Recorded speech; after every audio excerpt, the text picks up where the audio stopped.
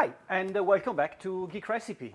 Welcome back to our kitchen. Today we're going to cook a Parmigiana di Melanzane with a great guest, an epic guest, I would say, legendary game producer David Mullich, who brought to you games such as Vampire the Masquerade Bloodlines and Heroes of Might and Magic 3.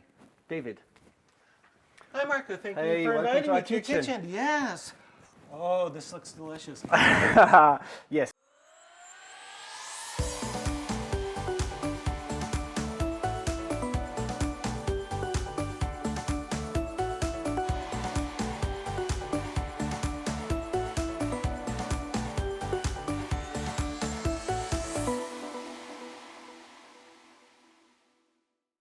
We're going to do this recipe, which is like the prime vegetarian dish from Italian cuisine. It is one of my wife's favorites, so I'm going to have to pay very close attention to what we're going to be doing. All right, here.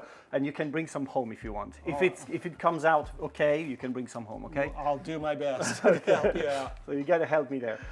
David, thanks for joining us. David's coming from all the way from California, where you are a teacher now, right? That's right. I'm a professor of game design at Art Center College of Design. All right. So the first thing we're going to do, and I'm going to talk about this because I think it's a very interesting starting point. You know, after all these years making games, and now you're teaching how to make games. I think it's a wonderful thing. We're going to start doing some cooking here. So onions here. I'm going to ask you to cut this for me. I've got a pretty big knife here, so you say this is good for you, right? Yes, I can. I think I can handle this. I do some cooking at home, not at your level, but I think I can avoid cutting off my fingers. Let's see how it goes, right?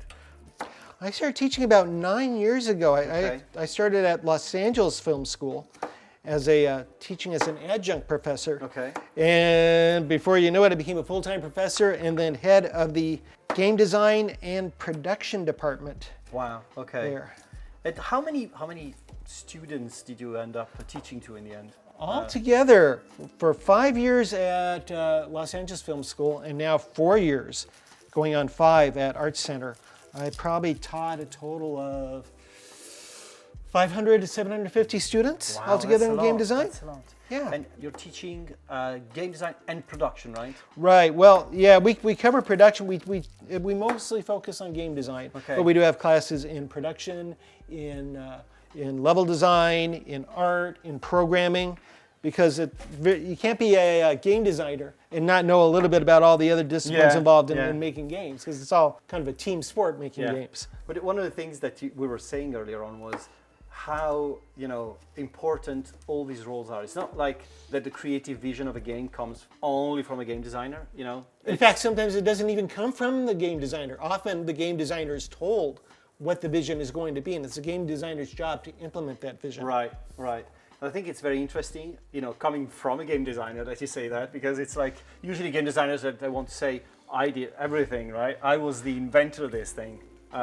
No, in fact, I think one of the great joys of working in game design is you work with so many different talents. Yeah. It's just great working with a great programmer, a great writer, or a great artist, great musician. It really contributes to the experience. Yeah, that's really cool. So we're cutting the onions there. The first thing we're going to do is we're going to make the sauce. So the onions we're cutting, we're going to add the tomato in the sauce and a little bit of basil, and we're going to put the sauce on the side for a second when we're going to prepare all the remaining ingredients. So thanks for this, David. I think we're good. You have been sort of instrumental, I would say, as we say. No one is the creator of, but everyone is instrumental. You've been instrumental to some of the greatest games we are still playing today, and I think one of the most important things that when I see things like Heroes of Might and Magic still being played by so many people is, what does it feel like you've been creating something a long time ago that people still play today? It is genuinely bizarre.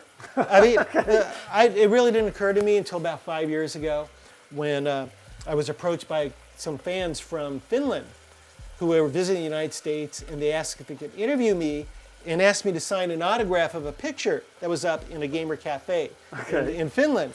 And I had no idea. And they started telling me about all of the different fans that were still playing the game and what a big difference it made to their lives. And shortly after that, I was lucky enough to be invited to wargaming.net, their office in Belarus, to give a talk about the making of Heroes of Might and Magic 3. And then since then, I've spoken at a number of different conferences throughout Europe on Heroes of Might and Magic 3 and some of my other games. And I'm just astounded by the size and the conviction of the Heroes 3 fan community. I mean, I'll even go on a cab ride in Poland, and the cab driver has told me that they played the game. Oh gosh, that's incredible. So and you said this doesn't happen a lot in the US though, right? No. I mean, while I want to say Heroes of Might and Magic 3 is forgotten, it certainly isn't top of most people's minds. It wasn't as big a part of the childhood as it is for many people in Eastern Europe. You've created something and then you sort of forgot about it in a way for a long time, and then you found out all this. And I found out about it myself because I was visiting GOG, the distribution platform. And they said, last year, you know what? The best-selling game we've had in this category was Heroes of Might and Magic 3, which was released it was Heroes of Might and Magic, I think was 1989, 90. Wow, I forgot the details, but that's a while ago. That's a long time ago. And all this on the back of the fact that it was a number 3 in a series, right? It's like, usually people say the sequels are just not as interesting as the first ones. And so can you tell us about how you started working on number 3, right? In the process. Right. Well, I'd been working at Cyber Dreams, where I made I Have No Mouth and I Must Scream. And the owner of the company decided to close down that business in favor of focusing on his other businesses. But a programmer who had worked at Cyber Dreams told me that New World Computing was looking for a producer. So he asked me to send in his resume. Okay. And I did. And I was immediately called in for an interview with John Van Caneghem, who was the founder of New World Computing. Now, John and I had met before. He and I were both on a panel of game designers at Game Developers Conference. So they brought me aboard. And they said they first asked me, "Can you play Heroes of Might and Magic 2 and tell us what you think of it?" Okay. So I was familiar with it by reputation, but I hadn't played it before. And I brought it home over the weekend. I started playing with it, and it was a fantastic game. Okay. And that got me scared. Was it popular? It won all of the awards. Okay. It had the reputation of being one of the greatest turn-based strategy games of all time. Okay. And so I started playing and I'm thinking, this is great and this is terrible because there's no place for me to go but down. Okay. How can I possibly? Okay. But as I was playing it, the one thing that struck me was I thought the graphics were about 5 years behind the times. Okay. And what was very popular at the time was extreme sports. So I got this idea in my head for extreme fantasy. So that's something I could add to it. I wanted to make the graphics a little bit grittier and darker. And so when I met with John Van Caneghem and Mark Caldwell, who was his general manager, and I said, I want to improve the look of the graphics. They said, we had the exact same idea. They wanted to improve the look of their graphics as well. And so they hired me, and at the same time, they brought in a new game designer by the name of Greg Fulton.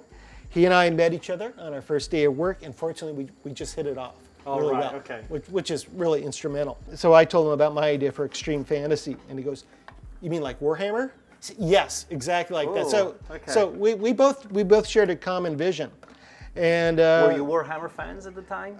He was more than I was more familiar with it by reputation. Okay. So I didn't play a lot of it. But yeah, I was certainly familiar with all the action figures and the model figures and all that. So, and then I went and started interviewing each member of the art team, kind of on the pretense of just getting to know them. And every single one of them told me the same thing. Yeah, it's really easy to work here, and you can goof off until your final couple, last 2 weeks of work and don't have to do anything, and then you do the work. Talk about crunch time. So everyone told me that until I talked to the last person, artist by the name of Phelan Sykes, and she told me, everything here is terrible, people are lazy, we can do so much better. And I said, aha, I found my art director.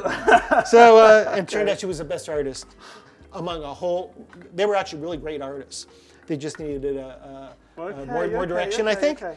So we brought them on, and then they assigned me a programmer who had worked on Heroes of Might and Magic 2, and we started together on our brainstorming meetings about what we would add to the sequel. Okay. Now, it's really tough to do a sequel, as you know, because the trick is, what do you preserve about what people like about the previous game, but still add enough to it that makes the sequel worth buying? Yeah. And we talked about, all right, we're going to add two new factions, and we're going to redistribute the creatures among the different factions, and we're going to have two different hero types in each town, one focused on might, one focused on magic. We would add war machines and a new magic system. And with every single change we suggested, our lead programmer said, "This is terrible, you're ruining the game. Oh my gosh. Heroes 2 is my favorite game of all time, and you guys are just ruining it." And it was like a dark cloud over the entire process. Was it bad to the team?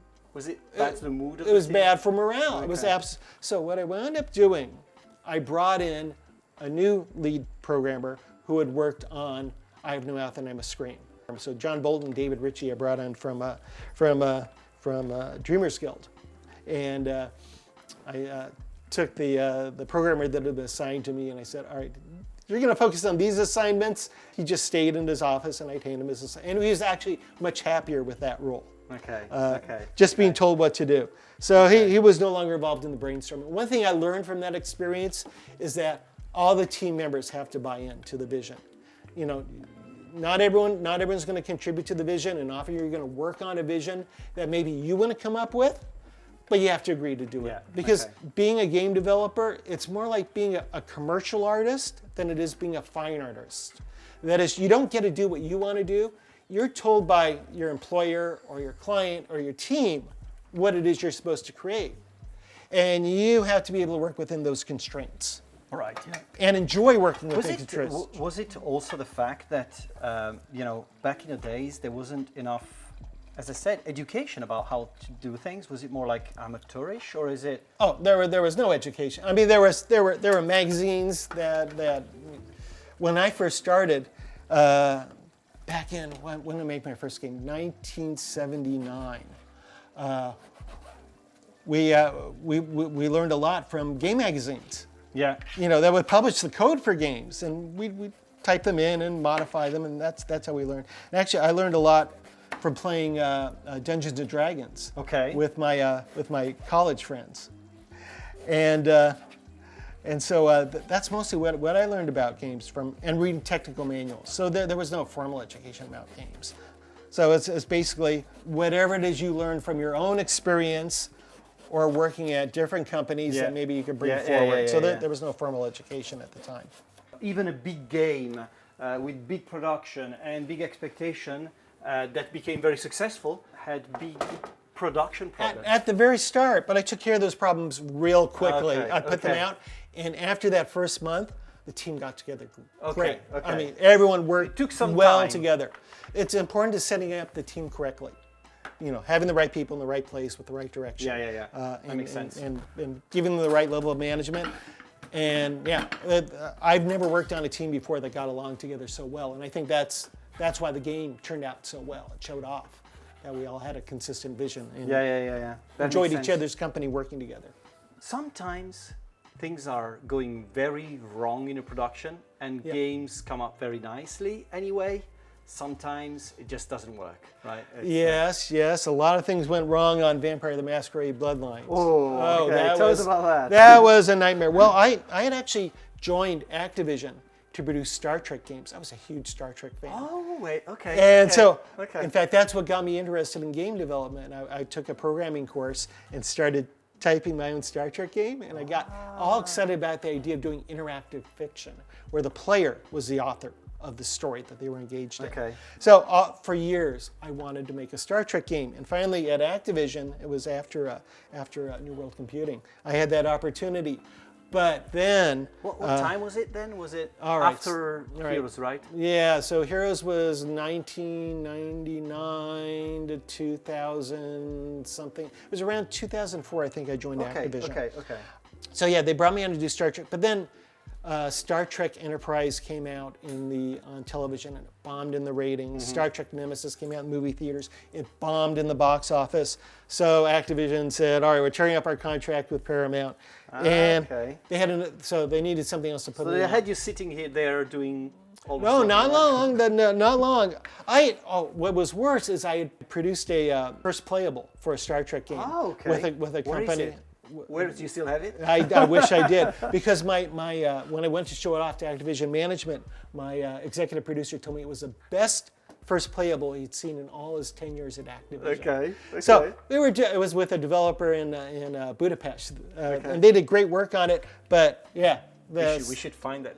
I wish we could. Especially now that Star Trek is going, back into. Yeah, now it's back. Trendy. So some right of the time, stuff right you place. said that bombed at the box office now are regarded as that wasn't that bad at all. Yeah. So I had to need a new project to work on, and they had a game, Vampire the Masquerade Bloodlines, that had been in development for a year and a half. And it was just kind of spinning its wheels. And it really didn't have a full producer assigned to it, which is part of the problem. So they asked me to jump in and get everything under control.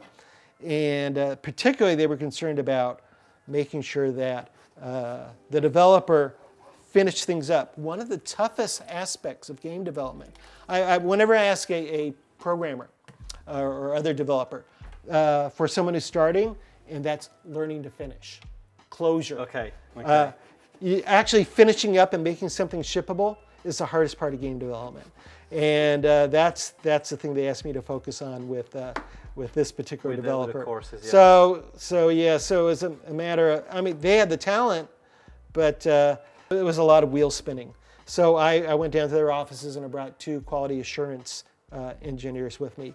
And we would just, as they were developing the game, we would test each new section that they finished up and either say, all right, these are the things that need to be improved in it, or it's good enough, move on to the next thing. So it was basically applying a level of discipline to the development. Of course, that makes sense. You want to be able to do whatever you want, and you want to be able to have all the creativity and make design decisions and all. But as Steven Spielberg once said about movies, he said, movies are never completed, they're abandoned. Because you almost never do you have enough time and budget to do everything you want till completion. So it was a case of bringing in somebody who knew when to say, stop, it's good enough, let's move on to the next thing, so we can actually have a shippable project. So, especially when you work with technology moves on, you find out you can do something new with the game, and then you almost never stop working on the game. No. I mean, there are a couple of developers who have the money to say it's not done till it's fun, but most of us, we have to say it's fun enough. It works. Let's move on and fix the bugs that are there. So, guys, just to understand what we've been doing, we've cut all the aubergines. Cheese, important. We've just cut the scamorza cheese, and we're going to do the buffalo mozzarella now in small bits, and then we're going to let it drip for a bit whilst the aubergines are being cooked. You've got to know, David, that every cheese in Italy comes from a very specific region, right? So buffalo mozzarella comes from the south, from Campania, from Napoli and their surroundings. If you ask to someone in Puglia, and they are very proud of their mozzarella cheese, of course they will say that the original mozzarella comes from Puglia. So it's we've got a lot of this, but it's not even region. It's like towns, bordering each other. It's like, I come up with this for the first time. So we've got this traditional fight between us. Well, I'll tell you, it looks a lot better than the mozzarella I find in my grocery store. This is cacciolat. So what we're doing now, we're leaving the mozzarella to drip a bit. In the meantime, we're going to start roasting the aubergines. So this is going to take some time, and whilst we chat, we're going to let some of the aubergines to roast a bit. So this is taking some time, so we're gonna do them like this, and just turning them over as we go, so they cook from both sides. You don't have to cook the aubergines for too long, because then they're going to the oven. So it's not that they have to be fully cooked, but just a pass is usually useful. Now, I'm going to ask to my kitchen consultant on the back, do I put some olive oil on this or not? No, insulting. We're always doing something insulting to the Italian recipe in these shows. So, but for this new season, we're allowing people to find out what it is. Okay, and they put it in the comments. What is it that we've been doing wrong in this time? So we're gonna see what it's going to come up with. You said about all the problems in coming up with solutions when game development is not working. How do you find it in, you said about your experience in coming in the process and entering in a team whilst the development was ongoing. How do you find it in your experience to coming when a project is already working, and is it hard to get into a team and hey, I'm gonna fix things? Yeah, now. I thought I'd be brought in, welcome with open arms, Yeah. Oh, the producer of Heroes of Might and Magic 3, and and I've no method to scream, and actually no, it wasn't like that at all. It is no, they did not trust Activision, the developer at the time, and they probably saw it as an insult to have someone come in and oversee them. Because it and I fully appreciate that. Okay, yeah, of course. I don't blame them at all. Was it external development, or is a team, or was it contracted? It was a contracted external team. So no, it was a difficult experience. It was tough integrating myself in with the team. It's not one experience I'd like to repeat. Okay. As much as I admired the team, no, it was a real hard project to work on. Probably my most difficult. Okay. Was it considered a license back in the days? Like Vampire was an RPG, very popular RPG. Was it a license? Did you have to, come up with, it was a licensed property, and they had to, White Wolf had to go and approve what we were doing. Was that something that how was it in the process? Was it like something that was insisting, I want to approve things all the time, or was actually, it was fairly light, because I think they were coming up with a new version of Vampire. The Masquerade at the time, and that's what all their attention was focused on. So Bloodlines was kind of receding in the background of their attention, so that made things easier from an approval point of view. So when you're working on a licensed property, sometimes approvals can be brutal. And I know that because I once worked at Disney, and it was my job to approve things that art publishers were working on. And was your job to approve things? Yes, it was my job to approve things. One of the things we're doing, many IPs, and most of the producers within the IP owner organization are actually ex-game developers, or people who work in game development. Yeah, that's critical. Which is important, but back in the days, I remember only a very few IP owner had experts in games. So I remember when I was working at Cyber Dreams, we had a contract with Wes Craven, the director of the Scream movies. Well, he hadn't made those movies yet. Nightmare on Elm Street. And we were developing a game based upon his ideas. Okay. And we had to show the project to his agent, because he was too busy to look at it himself.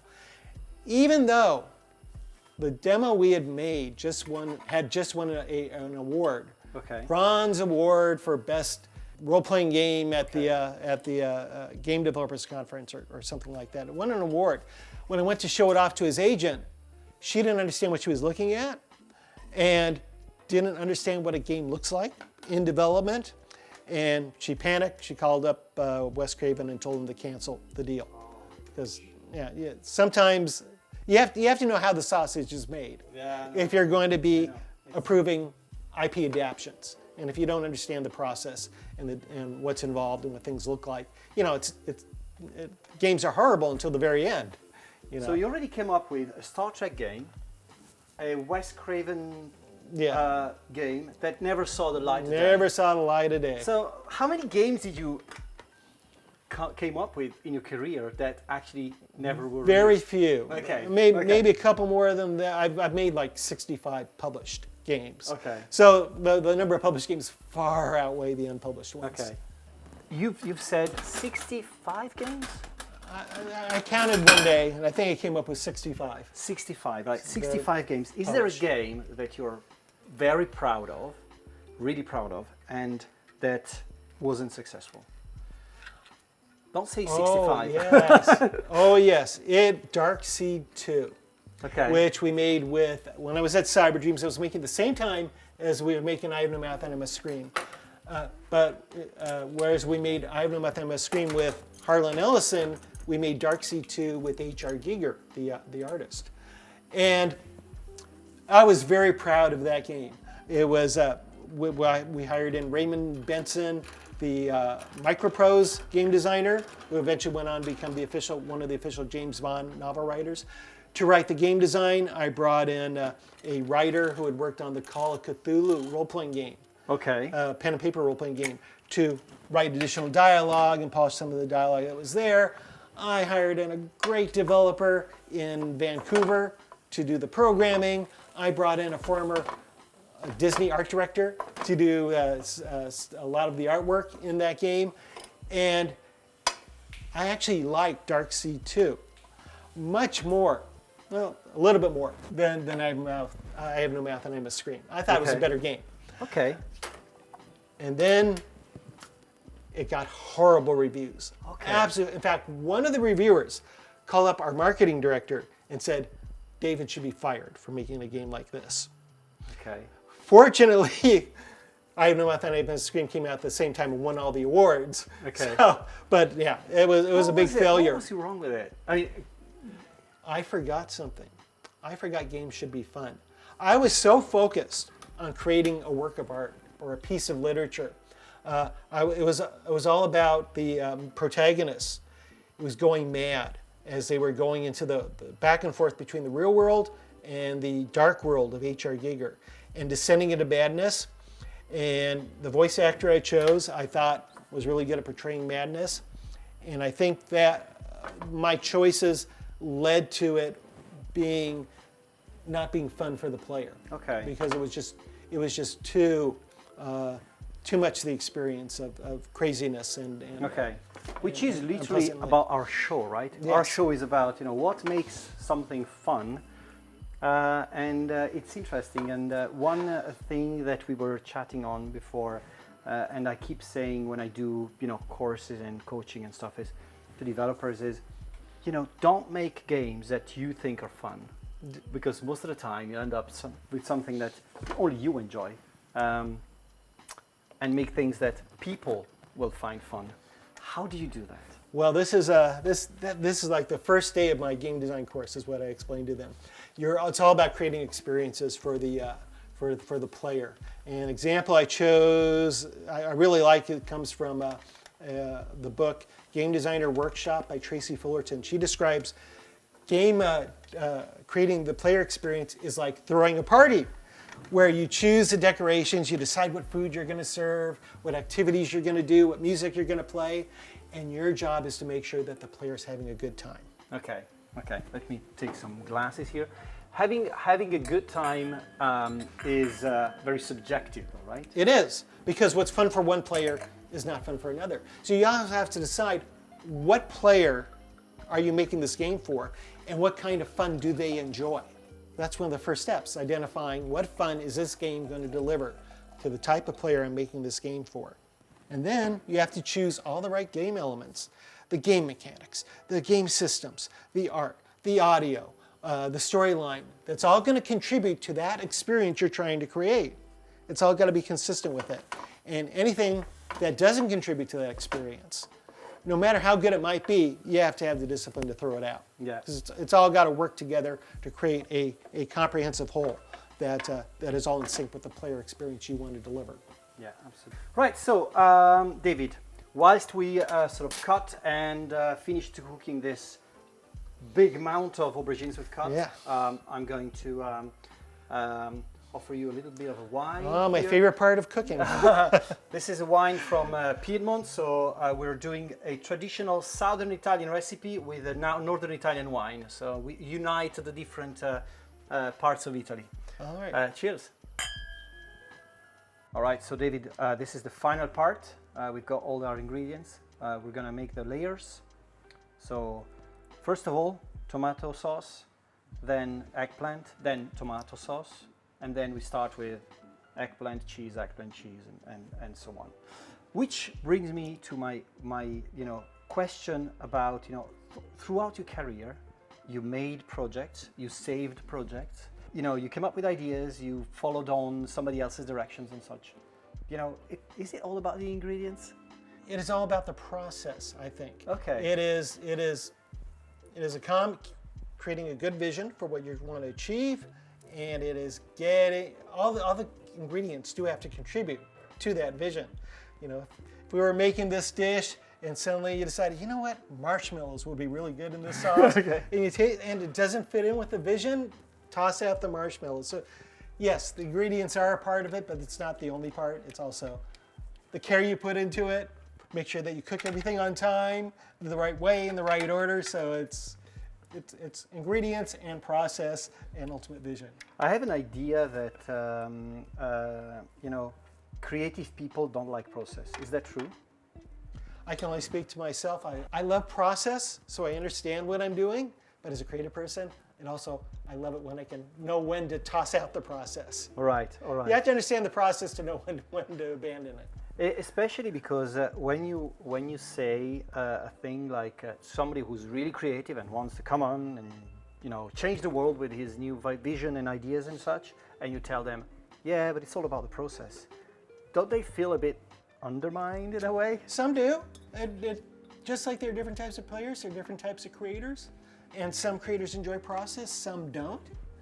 So again, it comes back to what I said earlier about creativity within constraints. There are certain constraints they have to follow, and maybe for some people in some projects, those constraints are more narrow or more broad, but there's always some constraints you always have to work under. And being a good manager of a project, you need to understand how tight of a constraint you need to put on them.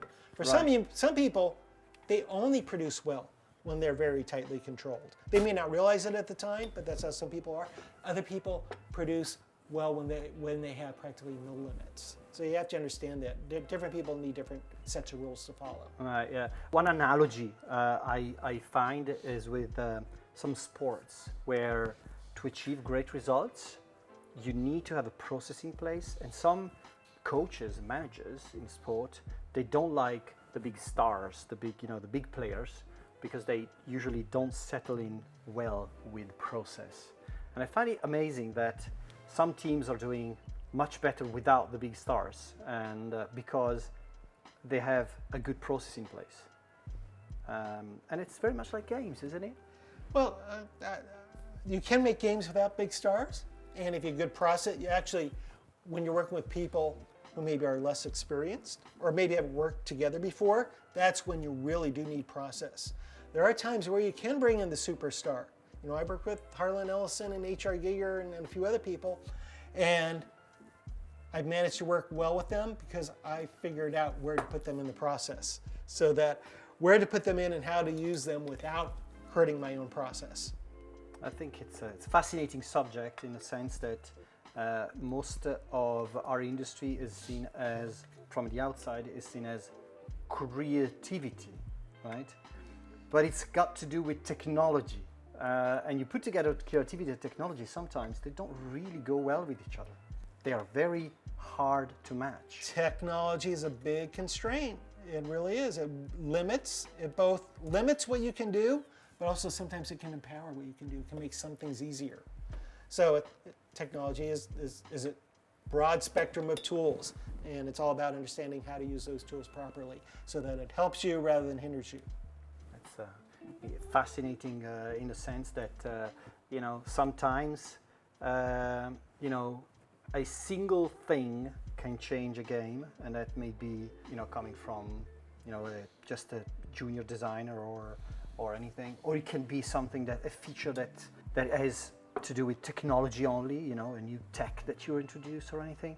But, a single thing would be transparent if you don't have, the team to execute it anyway. So it's so much an individual process as much as a joint process. It's incredible that some of these visions have seen so much success as being an effort of a team. I find it fascinating, one of the most fascinating things in our industry. Yeah, really, it takes, in most cases, a team to put things together. Depends on the complexity of the project. All right, so we're cooking at 200 degrees. I don't know what's in Fahrenheit, but that's something for you. I will convert later. We'll work it out later and put in the instructions. We're going to cook it for about 35 minutes, and we're going to be back. And in the meantime, we'll get drunk with some wine. Oh, absolutely. All righty. And here we are. See? This is us. We're delicious. All right, all right. Here you go. So will your wife be happy about this? Oh, I'm sure she will. If I can cook it as well as you did. I think we'll send you the video. Oh, terrific. So you can follow the steps. And right, so there's two things now. Usually we prepare a good size meal so that we eat a little bit. Yes. And then Paolo comes and eat all the rest after. Of course. All right, so let's have a good look at this. David, see. I mean, we must be proud of our result. It looks delicious. 40 minutes to make a Parmigiana di Melanzane, 4 years to make a game usually. So it's easier to try and fail with when you're in the kitchen. Thanks for joining us, David. It was great to have you. Thanks for shedding some light on your work, and I hope to see you again soon. I hope to be back soon.